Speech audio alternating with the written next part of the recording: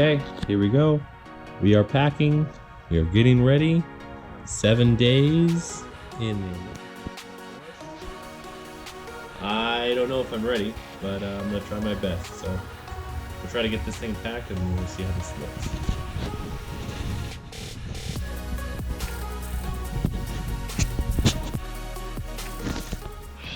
And we're here. We made it. We're parked, getting ready. Gorgeous, simply gorgeous. The trees here are gigantic. Feeling pretty good. I had some Wendy's and milkshake. That probably wasn't smart, but we gotta start out dirty and get clean as we go. So, all right, day one, here we go.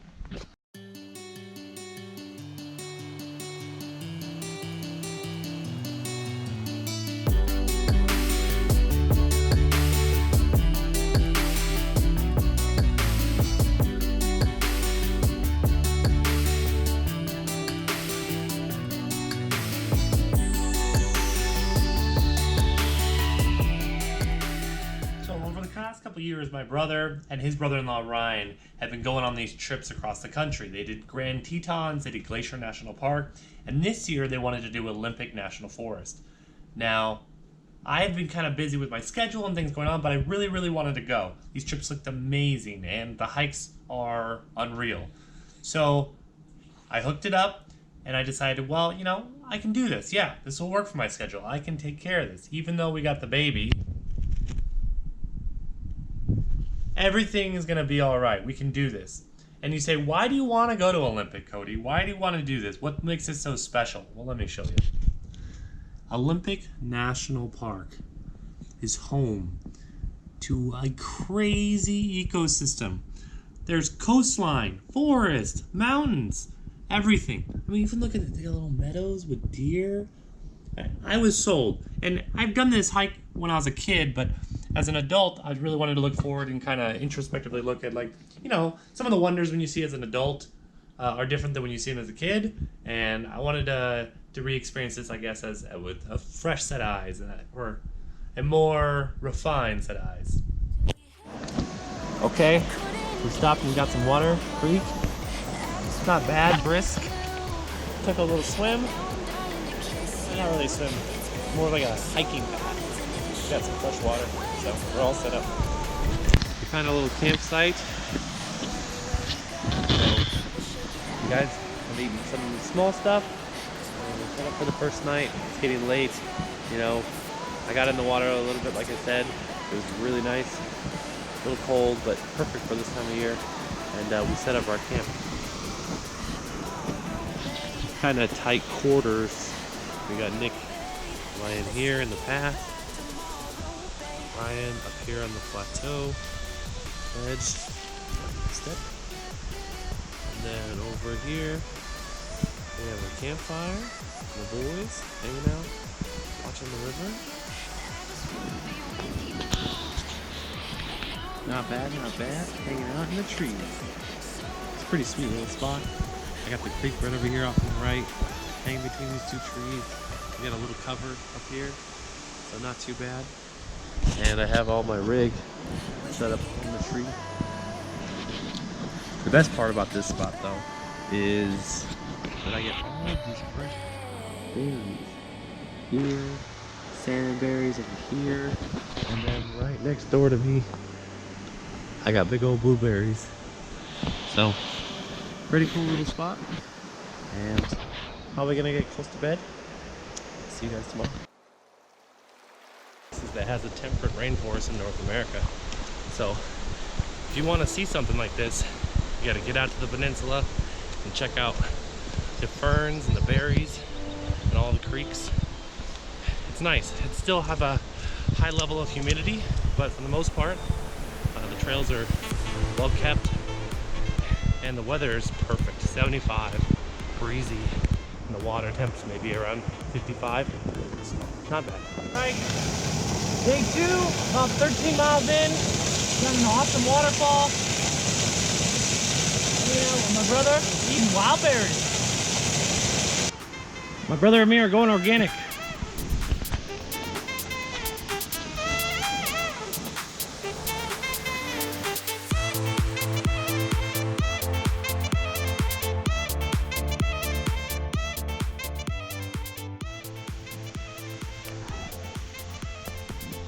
third day.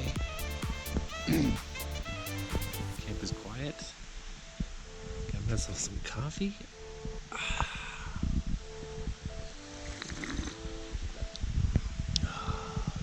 Slept in my hammock below the waterfall.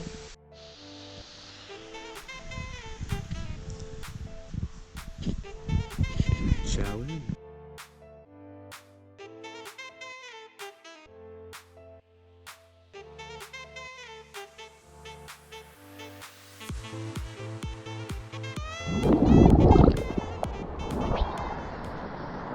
Day 3, mile 15. 4,000 feet. Beautiful.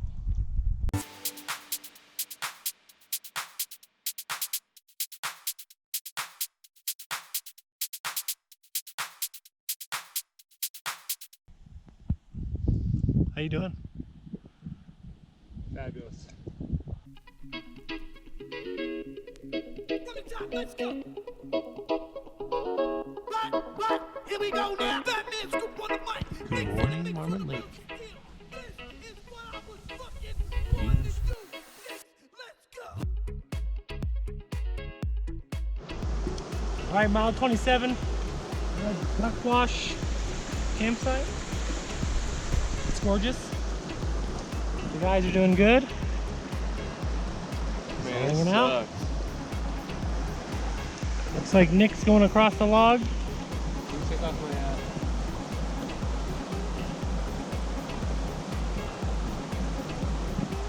Did it. Glacier Cliffs, the Dewey Meadow. Pretty nice. Having a good time. I'm a little bushed.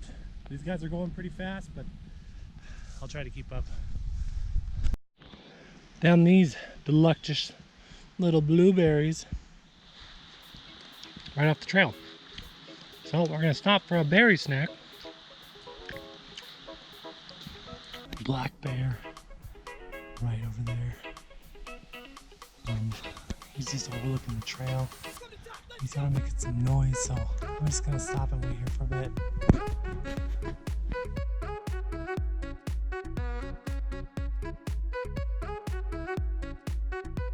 And in Portland. Okay.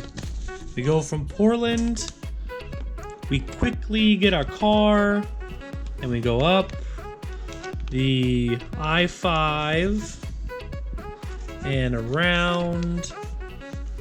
Okay, up through here. Wow, the coast is beautiful. We end up in Aberdeen. Aberdeen ends up being our first stop. And then from Aberdeen, we head up the 101 all the way up here to Lake Quinault. And then from Lake Quinault, we go up to Graves. And this is where we started our journey. The original trip, though, was going to be a jaunt through here, stop, up there where Pony Bridge, and then kind of come in through here, stop midway, half day. The next day, go to Enchanted Valley. The next day, come around to Anderson Pass, maybe stay at the Honeydew Meadows and stuff like that. And then, that's right, Chance, it was supposed to be easy. And then we were going to come around through a Rangers Pass and go to Marmot Lake right here. And then, and then kind of retrace our steps backwards and get out of there. And then hopefully either start or end the trip with a spot right here along the coast. Well, that's not exactly what happened. Let me explain. We actually kept with our original plan pretty closely. We started at Graves Creek. We pushed to Pony Bridge, which is around here, 2.5 miles, not too bad the first day. And then we went straight to Enchanted Valley. So not a bad hike, just over 10 miles, but it was pretty cool. Had the waterfall and everything. And then we decided the next day we'd push all the way to Marmot Lake. Well, and while Enchanted Valley is here and Marmot Lake is here, essentially it's 1.5 miles. Baby's dying. As I was saying, essentially it's a little jaunt right here, but you got to come around this way. So we do that, and then we realize Rangers Pass is impossible and it doesn't exist. So then we come around through O'Neill's Pass, which is this little jaunt right here. No big deal. It's 12 miles, basically, in that little route. So that was our second day or third day. And then we pushed down to Duckabush, came through Duckabush, went down through the river valley, and we were trying to make it to a campground called, I don't know, there's Two Bears, and then I stayed here at 7 Springs or 9 Springs, and then there's another camp here. Let's just say I didn't make it there the fifth day. And then yeah, the last push was supposed to go through Six Ridge, pass through here, come back down in here to like the Sundown, whatever camp area, and then kind of come back to Graves Creek and do our little lap. Well, regardless, I almost died here and here and here and over here, so I wasn't feeling too great.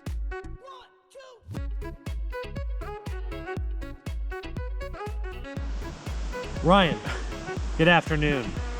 Day 5, 6, we don't really remember. What's your most cherished moment of this trip so far?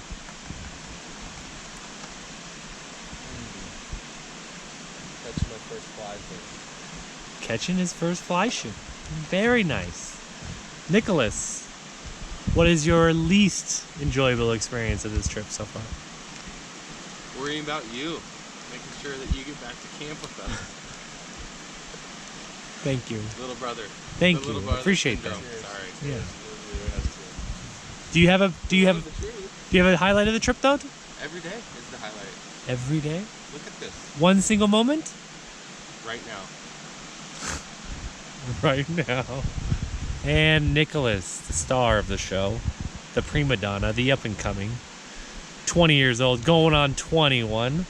What is it that you found the most crazy, adventurous part of this trip? Like, what point did you feel like you're gonna die? Probably when I saw you almost fall down the mountain. It's a very serendipitous thing. I almost did. That was dangerous. Anything else that stood out to you besides me almost dying? Nope. And there it is from the crew. Having fun. Lazy Drifter out.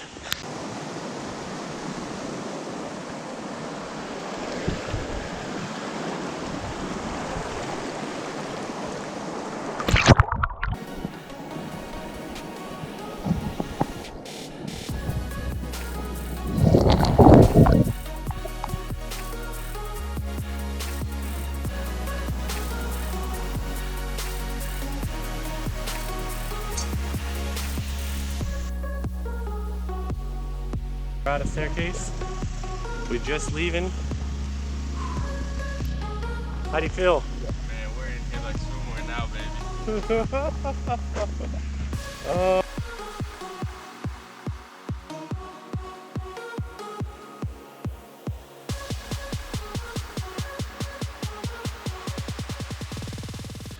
We have just made it back finally to the car. We have made it. We are now challenging each other for the arm wrestling contest to see who gets shotgun. And Big Nick's going down! We took the easy way out. But it was a great trip. I'm extremely tired. We'll catch up with you guys later when we're rested. Maybe we're going to the beach, maybe not. We'll see.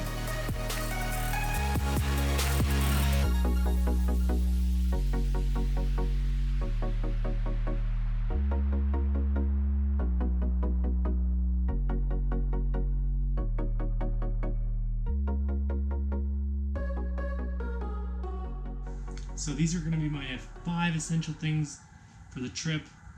After the trip is over, I've gone through all my stuff of what I used, what I needed, what I had to have, and these are the 5 items that you just cannot do without.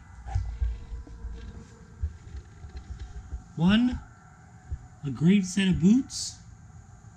I busted my laces out on these, but for the most part, these troopers did me pretty well. 2, you're going to need a very good, nice set of socks. These are a wool composite, Fox River. I really like them. You really only need 1 pair. I brought 6 pairs, 1 for each day. Bad idea. 1 pair, Wash them every day. Let your feet air out. It's perfect. Number 3, get yourself a nice set of lightweight poles. Especially with the heavy pack, this is going to be a huge help. Number 4, I brought a Camelback, but I wish I would have brought a Nalgene. The Nalgene has a lot more versatility. It's a lot easier to filter, to mix, to measure. The Camelback was nice because the feeding hose made it really simple to drink while I was hiking, but I wish I would have brought my Nalgene instead, just for the portability and the filter aspect. And lastly but not least, a good camera. I'm using the GoPro now. I brought that. It's lightweight, shoots 4K. That's nice, but the camera is definitely essentials. So these are the 5 must-haves.